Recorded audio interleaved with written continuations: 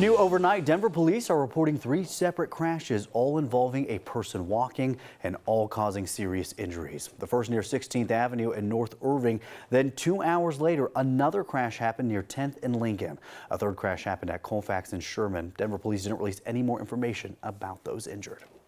Many people across Colorado are waiting to get treatment for mental health. There are beds available, but the state can't use them because there just aren't enough nurses. To help fix that problem, the state is offering incentives to nurses now. 90s Morning's Brianna Fernandez joins us live in studio. And Brianna, a really big sign-on bonus to work in psychiatric hospitals in 2 locations is the plan to help out. Exactly, a big bonus, $14,000 to be exact. And this sign-on bonus would be on top of the other benefits that nurses receive. Now, the bonus will be given in 3 payments to the first 1,000 employees hired at 2 psychiatric hospitals in Fort Logan, as well as Pueblo. This is all an effort to combat the shortage that the state is seeing. Right now, the hospital in Pueblo has 82 empty beds and 22 at Fort Logan Hospital. From 2020 to 2021, Colorado saw a decrease of more than 100,000 registered nurses. Now the state is facing an expected 10% increase in demand for mental health nurses. During the pandemic, many people were not able to seek treatment. They could be treating Coloradans with serious mental illness, but we are not able to admit patients into those beds because of the nursing shortage. Colorado is not the only state struggling to recruit more nurses. According to the health research company Mercer, about 55,000 mental health jobs will be unfilled. And other states like Massachusetts, Illinois, Pennsylvania, California are also being heavily impacted. Jordan? Yeah, we know this is a problem, so hopefully those bonuses can help out, Brianna. Thank you. An oversight board is looking for more transparency about the medical care provided in Denver's jail. It comes after the death of an inmate a year ago whose family said Denver Health denied him care.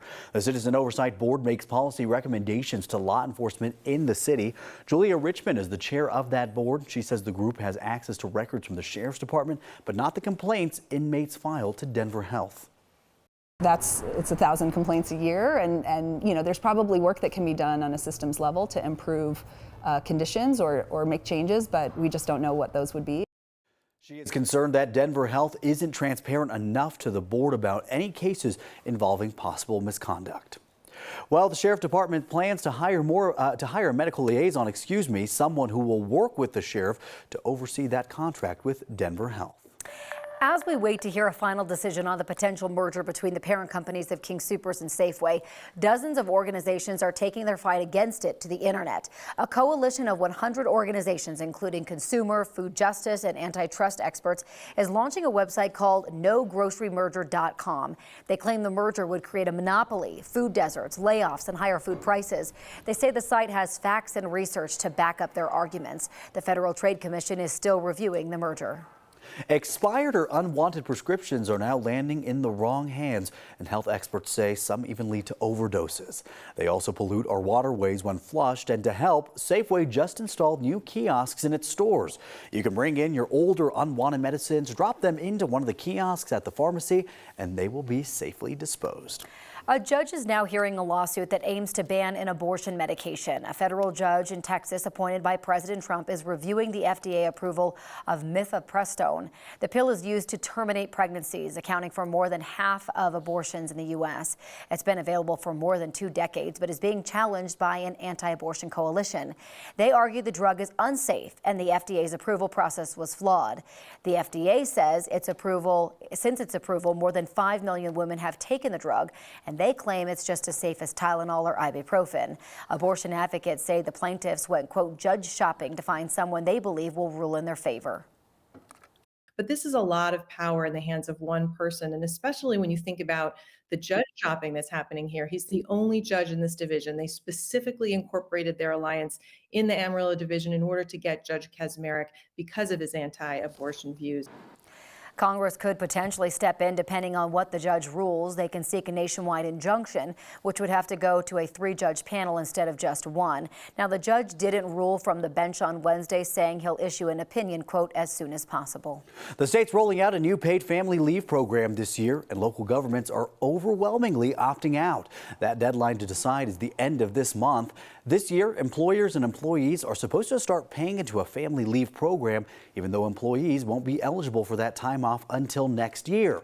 The fund is designed to help people who need to take up to 12 weeks of paid leave for things like a birth or taking care of a sick family member. Voters approved the program back in 2020.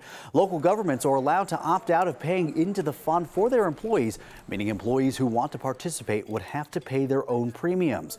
According to the department overseeing the family leave program, about 1,250 local governments have voted to opt out so far.